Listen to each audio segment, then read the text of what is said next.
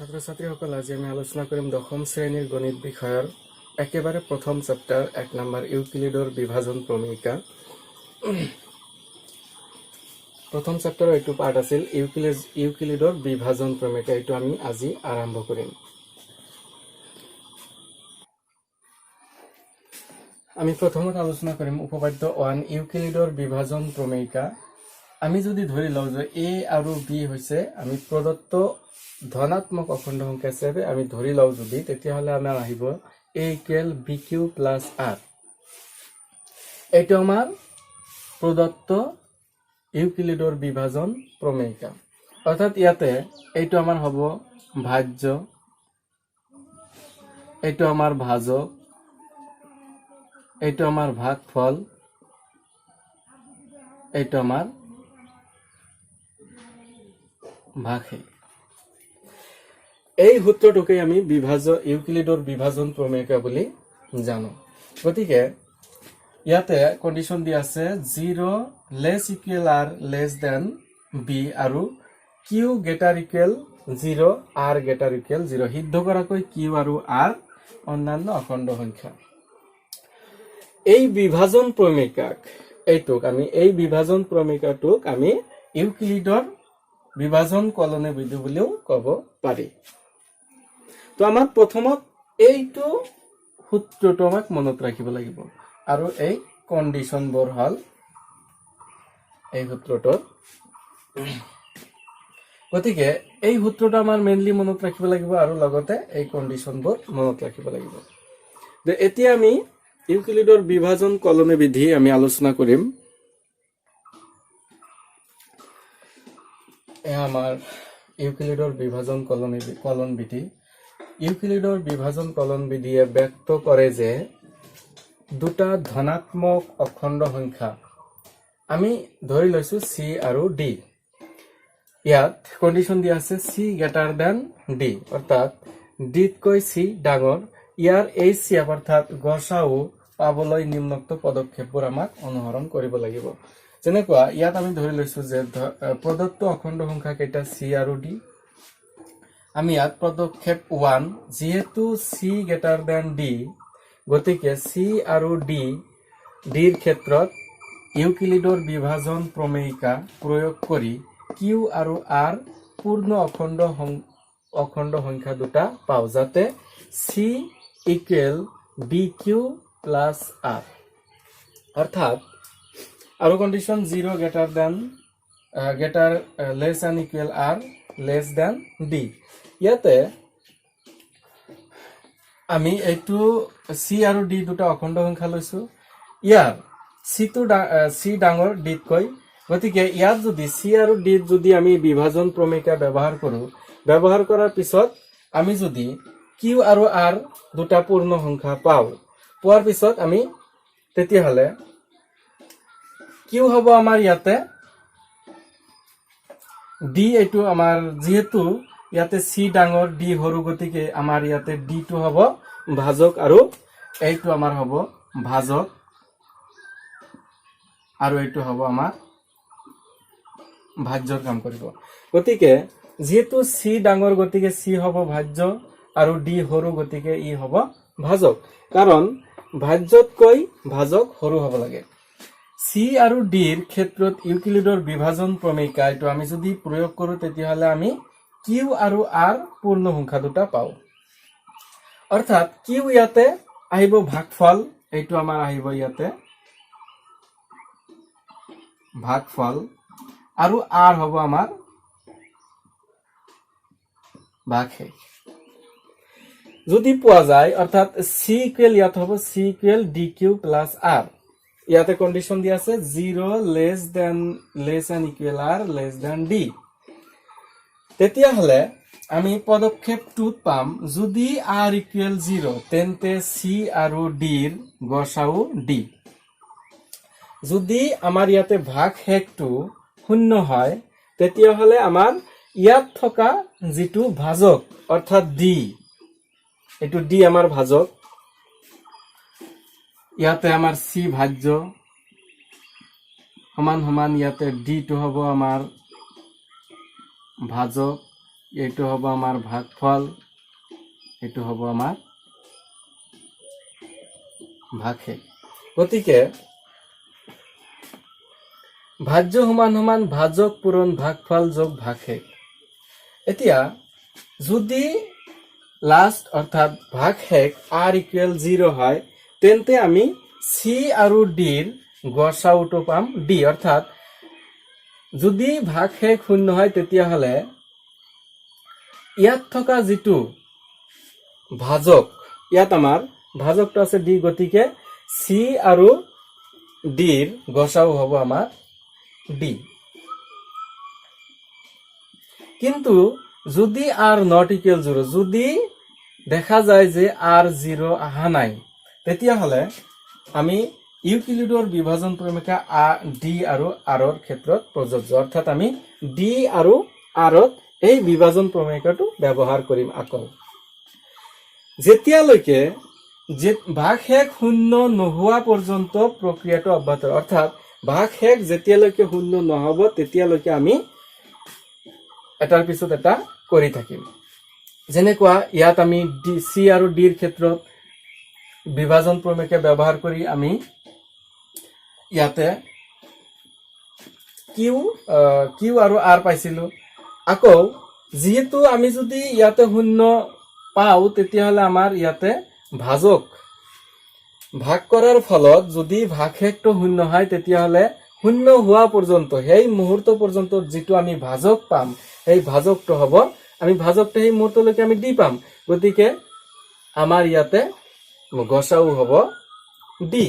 কিন্তু যদি বাই চান্স আমি 0 নাপাও ভাগশেষটো, তেতিয়াহলে আমাৰ যিটো r আহিব, অৰ্থাৎ r আৰু q ৰ ক্ষেত্ৰত বা r আৰু d, যিটো আমি লাষ্ট অন ভাজকটো পাম। ভাজক পোৱাৰ পিছত দেখা গল যে r টো 0 হোৱা নাই, r ≠ 0, তেতিয়াহলে r আৰু d আমি যিটো সেই সময়ত ভাজকটো পাইছো, তেতিয়াহলে আমি r হোৱা নাই মানে ইয়াতে r ৰ মান কিবা এটা আছে, d ৰ মানটো আছেই, ভাগ কৰাৰ ফলত r ৰ মান পাইছো আৰু d ৰ মান পাইছো। গতিকে যেহেতু 0 হোৱা নাই, তেতিয়াহলে r আৰু d ৰ ক্ষেত্ৰত আমি আকৌ বিভাজন প্ৰমেয়টো ব্যৱহাৰ কৰিম। ব্যৱহাৰ কৰাৰ পিছত যদি 0 নহয়, তেতিয়াহলে আমি আকৌ যিটো আমি যি দুটা অখণ্ড সংখ্যা পাম, সেই অখণ্ড সংখ্যা দুটাৰ মাজত আকৌ আমি বিভাজন প্ৰমেয়টো ব্যৱহাৰ কৰিম। অৰ্থাৎ 0 নোহোৱালৈকে r ৰ মান, অৰ্থাৎ ভাগশেষটো আমাৰ 0 মাষ্ট বি হ'ব লাগিব। যদি নহয় তেতিয়ালৈকে, অৰ্থাৎ 0 নোহোৱালৈকে আমি ইউক্লিডৰ বিভাজন প্ৰমেয়টো ব্যৱহাৰ কৰি থাকিম। যি মুহূৰ্তত r ৰ মান, অৰ্থাৎ যি মুহূৰ্তত লাষ্ট অন, যি মুহূৰ্তত আমি r ৰ মান 0 পাম, সেই মুহূৰ্তত 0 হোৱা মুহূৰ্তত আমি যিটো ভাজক পাম, সেই ভাজকটোৱেই হ'ব আমাৰ নিৰ্ণয় গসাউ। গতিকে আমি একেবাৰে এতিয়া আমি অনুশীলনীলৈ যাম। আমাৰ এক নম্বৰ কোশ্চেন কৈছে যে ইউক্লিডৰ কলনী বিধি ব্যৱহাৰ কৰি গসাউ উলিওৱা। তো আমাৰ এই দুটা সংখ্যা দিয়া আছে, এই দুটা সংখ্যাৰ ভিতৰত আমাৰ ডাঙৰ হৈছে এইটো আৰু এইটো সৰু। তেতিয়াহলে আমি ইয়াৰ পৰা ভাজকটো বাছি ল'ব লাগিব, অৰ্থাৎ যিটো আমাৰ সৰু, ভাজ্যতকৈ ভাজক সৰু হ'ব লাগিব। কাৰণ ইয়াতে আমি পাইছো ইয়াত এইটো 135, এইটো সৰু আৰু এইটো ডাঙৰ, গতিকে আমাৰ সৰুটো ল'ব লাগিব। সৰুটো আমাৰ যিহেতু ভাজক হিচাপে কাম কৰিব, গতিকে প্ৰতিটো মুহূৰ্তত আমি সকলো সময়তে সৰুটো ল'ম। কাৰণ ভাজ্যতকৈ সকলো সময়তে সদায় ভাজক সৰু হ'ব লাগিব, তেতিয়াহলে আমি হৰণ কৰিব পাৰিম। অৰ্থাৎ এই দুটাত আমি 135 সৰু পাইছো, গতিকে এইটো আমি ভাজক আৰু এইটো আমাৰ ভাজ্য হিচাপে কাম কৰিব। গতিকে আমি সমাধান কৰিম এইটো। চাও গসাউ আমাৰ কি হয়। ইয়াত লিখিম প্ৰদত্ত সংখ্যা কেইটা, প্ৰদত্ত সংখ্যা কেইটা 135 আৰু 225। এতিয়া পদক্ষেপ 1ত, অৰ্থাৎ আমি ধাপ 1 এই দুটাৰ ভিতৰত সৰু আমাৰ 135 গতিকে যেহেতু ইয়াত আমি লিখিম 225 greater than 135 এইটো আমাৰ ডাঙৰ এইটো সৰু গতিকে এইটো ভাজক আৰু এইটো ভাজ্য ইয়াত আমি লিখিম 225 আৰু 135 ত ইউক্লিডৰ বিভাজন প্ৰমেয়িকা প্ৰয়োগ কৰি পাও এতিয়া যদি আমি এইটোত ইউক্লিডৰ বিভাজন প্ৰমেয়িকা ব্যৱহাৰ কৰো তেতিয়াহলে আমাৰ ইয়াতে এইটো যেটো ভাজ্য অৰ্থাৎ আমাৰ a equal bq plus r এইটো কোন সূত্র আমাৰ গতিকে এইটো যেটো ভাজক গতিকে আমি ইয়াত লিখিম 225 ইকুৱেল ভাজক আমাৰ এইটো গতিকে 135 ইনটু ভাগফল আমাৰ ইয়াতে q2 নাই গতিকে আমাৰ হৰণ কৰি আমি উলিয়াম 135 এইটো আমি যদি হৰণ কৰো 225 এৰে তেতিয়াহলে আমাৰ ইয়াতে কিমান বাৰ যাব একবাৰ দিলে 135 আমি যদি ইয়াত বিয়োগ কৰি দিও বিয়োগ কৰিলে দিলে আহিব ইয়াতে 90 গতিকে ইয়াতে ভাজ্য সমান সমান ভাজক পূৰণ ভাগফলটো আমি 1 পাইছো ইনটু 1 প্লাস r ৰ মান আমি পাইছো 90 ইয়াতে চোৱা r ৰ মান শূন্য হোৱা নাই গতিকে এইটো আমি 90 আৰু এইটো ভাজক 135 এই দুটাৰ মাজত আমি আকৌ বিভাজন প্ৰমেয়িকা প্ৰয়োগ কৰিম গতিকে আমি ইয়াত লিখিম ধাপটো যেহেতু ভাগশেষ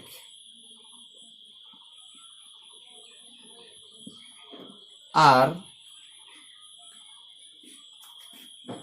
90 not equal 0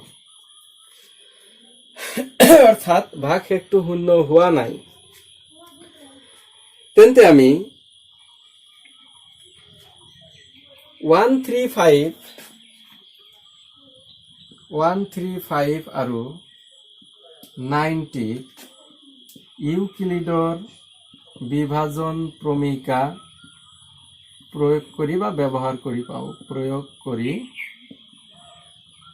পাও তেতিয়াহলে এই ক্ষেত্ৰত আমি যেহেতু ভাগশেষটো হোৱা নাই আমাৰ কন্ডিশনত আছিল যদি ভাগশেষ নহয় তেতিয়াহলে ভাগশেষটো আমাৰ ইয়াতে ভাজক হিচাপে কাম কৰিব আৰু যেটো ভাজক আমি পাইছিলো সেই ভাজকটো হ'ব ভাজ্য গতিকে ইয়াতে 90 আমাৰ ভাগশেষ গতিকে এই ভাগশেষটো এটো আমাৰ ভাজক হিচাপে কাম কৰিব আগৰ যেটো ভাজক আছিল সেইটো হ'ব আমাৰ ভাজ্য গতিকে ইয়াতে ভাজ্যটো হ'ব 135 ইকুৱেল এতিয়া আমি যেহেতু 90 সৰু গতিকে 90 হ'ব ভাজক আৰু যেহেতু ইয়াতে ডাঙৰ গতিকে এটো ভাজ্য হিচাপে কাম কৰিব এটো আকৌ আমি হৰণ কৰি চাম 90 ডিভাইড 135 এটুক যদি আমি 135 ক যদি 90 ৰে হৰণ কৰি দিও তেতিয়াহলে আমাৰ কিমান বাৰ যাব একবাৰ গলে আমাৰ ইয়াতে 90 হ'ব বিয়োগ কৰিলে আমি কিমান পাম ইয়াতে only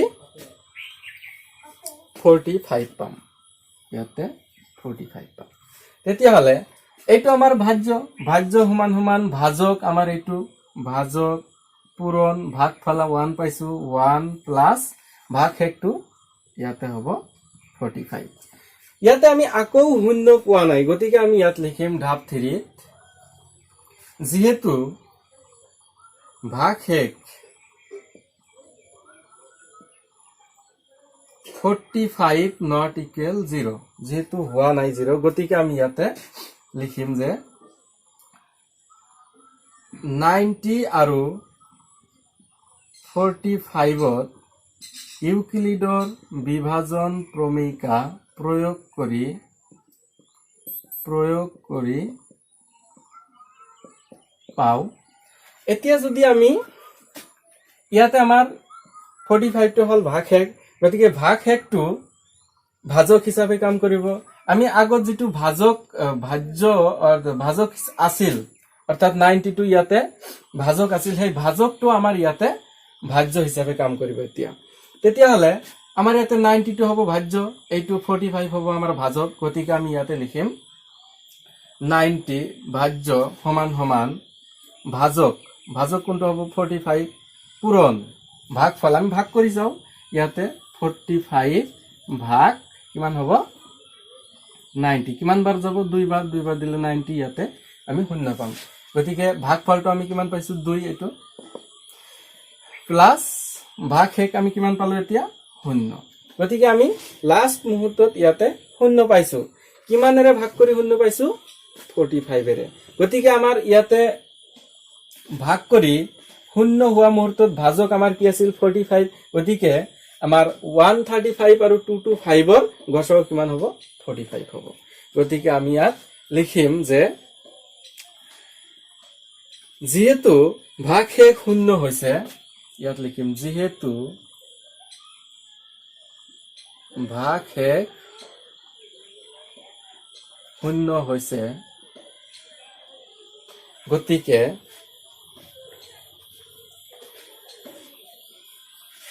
ভাজক গতিকে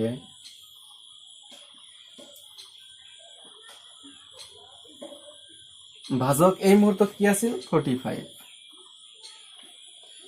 শূন্য হোৱা মুহূৰ্তত আমাৰ ভাজক আছিল 45 গতিকে আমি ইয়াত লিখিব পাৰিম অৰ্থাৎ 225 আৰু 135 ৰ গসাউ কিমান হ'ব 45 এনেকৈ আমি ইয়াৰ গোটেইকেইটা অংক কৰিব লাগিব সেম পদ্ধতিৰে আমি প্ৰথমত সাম দুটা সংখ্যা দিয়া থাকিলে কোনটো ডাঙৰ আৰু কোনটো সৰু সৰুটো আমাৰ ভাজক হিচাপে কাম কৰিব আৰু ডাঙৰটো ভাজ্য হিচাপে কাম কৰিব ভাগ কৰাৰ পিছত আমি যেনেকুৱা ইয়াতে হৰণ কৰিছো হৰণ কৰাৰ পিছত ভাগফল আহিছে ভাগ হেক আহিছে গতিকে ভাগ কৰাৰ পিছত ভাগ হেক যদি শূন্য নহয় যি মোৰ শূন্য নহয় অৰ্থাৎ ভাগ হেক কিবা এটা ওলাইছে ইয়াতে যেনেকুৱা 90 ওলাইছে গতিকে 90 টো আমাৰ নেক্সট মুহূৰ্তত ইয়াতে আমাৰ এই 90 টো কি হিচাপে কাম কৰিছে ইয়াতে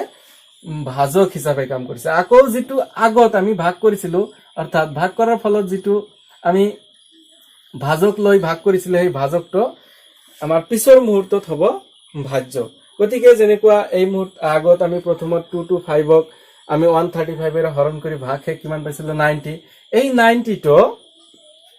90 আমাৰ নেক্সট স্টেপত আহি ভাজক হিচাপে কাম কৰিছে আকৌ আগত যেটো আমাৰ ভাজক আছিল এই ভাজকটো আমাৰ ভাজ্য হিচাপে কাম কৰিছে যেহেতু আমি আকৌ শূন্য পোৱা নাই গতিকে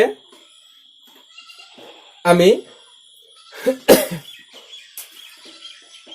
আকৌ আমি এই 90 ৰে 135 ক হৰণ কৰিছো হৰণ কৰি পেলাই যেটো আমি এই লাস্ট মুহূৰ্তত কিমান পাইছো 45 ভাগ হেক পাইছো যেটো শূন্য হোৱা নাই গতিকে আমাৰ এই ভাগ হেকটো কি হিচাপে কাম কৰিব ভাজক হিচাপে কাম কৰিব আগত যেটো ভাজক আছিল সেই ভাজকটো আমাৰ ইয়াতে ভাজ্য হিচাপে কাম কৰিব আকৌ যেহেতু আমি ইয়াতে ভাজকটো পাইছো 45 ভাজ্যটো এইটো 90 পাইছো এইটো আৰু এইটো হৰণ কৰিলে যদি শূন্য ওলাই তেতিয়া শূন্য হোৱা মুহূৰ্তত আমাৰ ভাজকটো কিমান আছিল শূন্য হোৱা মুহূৰ্তত আমাৰ ভাজকটো আছিল 45 গতিকে 135 আৰু 225 ৰ গছক কিমান হ'ব 45 ইয়াৰে আমাৰ ইমান দূৰ নিলিখাকৈ আমি শৰ্টকাট কৰিব পাৰো এই শৰ্টকাট নিয়ম আৰু এটা মই কৰি শিকাই দিম হেতু তোমালোকে দুটাৰ ভিতৰত যেটো ভাল লাগে তোমালোকে সেই নিয়মেৰে গোটেইকেইটা অংক কৰিবা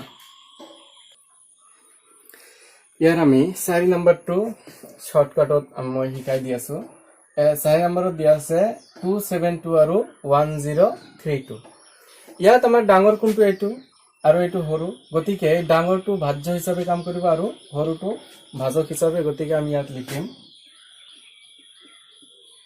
যেহেতু 272 less than 1032 মানে এইটো ডাঙৰ এইটো সৰু এতিয়া ডাফ 1 দিম ইয়াতে ডাফ 1 অনত কি লিখিব লাগিব যে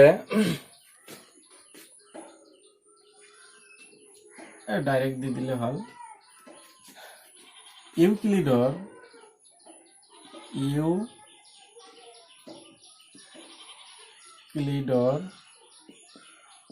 বিভাজন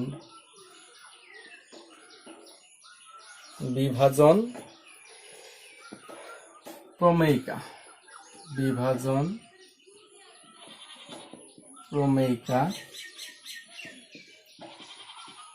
ব্যৱহাৰ কৰি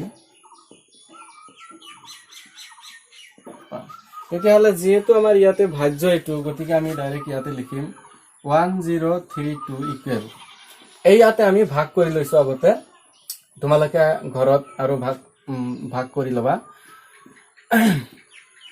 ইয়াতে ভাজ্য এইটো আছে আৰু ভাজক আছে এইটো, গতিকে আমি ভাগ কৰিছো। ইয়াতে ভাজ্য আমাৰ 1032, ভাজক আমাৰ কিমান আছে ইয়াতে 272 ইনটু ভাগফল কিমান আছে 3, ইয়াতে দিম আমি 3 প্লাস ভাগ শেষ আমি কিমান পাইছো, এইটো আমি পাইছো ভাগ শেষ, ইয়াতে আমি পাম 216। গতিকে ভাগ শেষটো আমাৰ ভাজক হিচাপে পিছৰ স্টেপত কাম কৰিব। এইটো আমি ইয়াতে শূন্য পোৱা নাই, শূন্য পোৱা নাই, ইয়াতে ভাগ শেষটো পাইছো 216। এতিয়া 216 আৰু এইটো, এই দুটা, এই ভাগ শেষটো আহিব ইয়াতে ভাজক আৰু ভাজকটো আহিব ভাজ্য। গতিকে আমি ইয়াত লিখিম 272 ইকুৱেল, ভাজকটো আমাৰ এইটো, গতিকে 216 ইনটু ইয়াতে আমি ভাগ কৰিছো, ভাগ কৰাৰ পিছত ভাগফল আমাৰ ইয়াতে 1 আহিছে আৰু ভাগ শেষ 56 আহিছে। গতিকে যেহেতু আমি আকৌ শূন্য পোৱা নাই, গতিকে আমাৰ এইটো 56 আমাৰ ভাগ শেষ আহিছে। গতিকে এতিয়া এই 56 আৰু 216, এই 56 টো আমাৰ ভাজক হিচাপে কাম কৰিব, 216 টো ভাজ্য হিচাপে কাম কৰিব। গতিকে আমি ইয়াত লিখিম 216 ইকুৱেল, ইয়াতে লিখিম 56 ইনটু, যদি 56 এৰে 216 হৰণ কৰি দিও, 56 হৰণ কৰিছো 216 তিনিবাৰ যায়, তিনিবাৰ দিলে এইটো আমাৰ ভাগফল, তিনিবাৰ দিলে বাকি কিমান থাকে 48 প্লাস ইয়াতে 48। ইয়াতে ভাজ্য সমান ভাজক পূৰণ ভাগফল যোগ ভাগ শেষ, ভাগ শেষটো আমি কিমান পাইছো 45 পাইছো। যেহেতু শূন্য পোৱা নাই, গতিকে এই 48 আৰু 56 এই দুটা হৰণ কৰিব লাগিব। ইয়াতে ভাগ শেষটো ভাজক হিচাপে কাম কৰিব আৰু 56 ভাজ্য হিচাপে কাম কৰিব। গতিকে আমি ইয়াত লিখিম 56 ইকুৱেল, ভাজকটো কি আছে 48 ইনটু 56ক 48 এৰে হৰণ কৰিলে আমি ভাগফল কি পাম 1 প্লাস ভাগ শেষটো ইয়াতে আমি কিমান পাইছো 8 পাইছো। গতিকে আমি ইয়াত লিখিম 8, আকৌ শূন্য পোৱা নাই যেহেতু, গতিকে 8 আমাৰ ভাগ শেষ, এই ভাগ শেষ আৰু এইটো ভাজক, এই দুটা আমি হৰণ কৰিম। তেতিয়াহ'লে ভাগ শেষটো আমাৰ ভাজক হিচাপে কাম কৰিব আৰু ভাজকটো ভাজ্য হিচাপে কাম কৰিব। গতিকে আমি ইয়াত লিখিম 48 ইকুৱেল ভাজক পূৰণ, যদি ইয়াক হৰণ কৰা যায়, হৰণ কৰিলে আমাৰ 6 আহিব, 46 ভাগফল, ভাগ শেষটো আহিব ইয়াতে আমি পাইছো 0। গতিকে এই মুহূৰ্তত আমি 0 পাইছো। 0 পোৱা মুহূৰ্তত আমাৰ ভাজকটো কিমান আছিল, 0 পোৱা মুহূৰ্তত আমাৰ ভাজকটো আছিল 8। গতিকে 8 টো হ'ব আমাৰ এই দুটা গসাউ, অৰ্থাৎ আমি ইয়াতে লিখিম, অৰ্থাৎ নিৰ্ণয় 272 আৰু 1032 গসাউ ইকুৱেল কিমান হ'ব 8। এনেকৈ বাকীবোৰ দুই ধৰণে মই শিকাই দিলো। গতিকে যেটো তোমালোকৰ ভাল লাগে সেই ধৰণে তোমালোকে গোটেই কেইটা অংক কৰিবা। আমি নেক্সট ক্লাছত ইয়াৰ পিছৰবোৰ আলোচনা কৰিম। আমাৰ 1 নম্বৰত যিবোৰ বাকি থাকিল তোমালোকে গোটেই কেইটা কৰিবা, আৰু আমি নেক্সট ক্লাছত ইয়াৰ পিছৰ নম্বৰবোৰ আলোচনা কৰিম। গতিকে যিমান দূৰ হৈ গ'ল তোমালোকে ভালকৈ পঢ়িবা আৰু এইবোৰ ভালকৈ নোট কৰি ঘৰত ভালদৰে প্ৰেক্টিছ কৰি থাকিবা।